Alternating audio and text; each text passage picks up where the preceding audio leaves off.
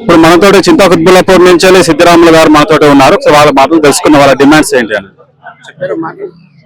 ఈరోజు తెలంగాణ హైదరాబాద్ గ్రేటర్ హైదరాబాద్ పరిధిలో ఉన్న మన సెంట్రింగ్ కార్మికుల సెంట్రింగ్ మేస్త్రీల ప్రత్యేక డిమాండ్ ప్రభుత్వము సెంట్రింగ్ కార్మికులకి 20 లక్షల రూపాయల ఇన్సూరెన్స్ ఇవ్వాలి.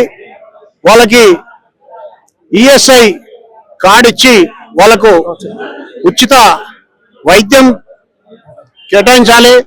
అదేవిధంగా సెంట్రింగ్ కార్మికులకు సరి అయిన రేట్ ఇచ్చి వాళ్ళకి కూడా ఆదుకోవాలి. ఎంతో మందికి ఉపాధి కల్పిస్తున్న ఈ సంస్థ మరి నిర్వీర్యం అయిపోయే పరిస్థితి ఉన్నది. అందరూ కూడా ఈ సెంట్రింగ్ తీసుకొచ్చి బిల్డింగ్ కట్టే దగ్గర కుప్పలు తెప్పలుగా పెడితే దొంగలు సగం ఎత్తుకుపోతున్నారు. అదేవిధంగా పర్మిషన్ ఉంది లేదని చెప్పి మున్సిపల్ వాళ్ళు కూడా సగం ఎత్తుకుపోతున్నారు. మరి ఇలాంటి ఈ సంస్థని కాపాడుకోవాల్సిన బాధ్యత మనందరి పైన ఉంది.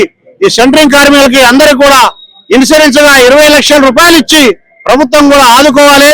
ఈ సంఘీభావానికి ఈ ధర్నాకి సంఘీభావంగా కుత్బుల్లాపూర్ శాసనసభ్యులు మరి ప్రభుత్వ విప్పు కేపీ వివేకానంద గారు కూడా వచ్చి సంఘీభావం తెలియజేసి హైదరాబాద్ లో ఉన్న ఎమ్మెల్యేలందరం కూడా మరి కార్మికుల హక్కుల కోసం పోరాడతాం, అసెంబ్లీలో ప్రభుత్వాన్ని నిలదీస్తామని చెప్పి వారు ఈ కార్మికులకు మాట ఇచ్చి మరి వారు భరోసా కల్పించారు.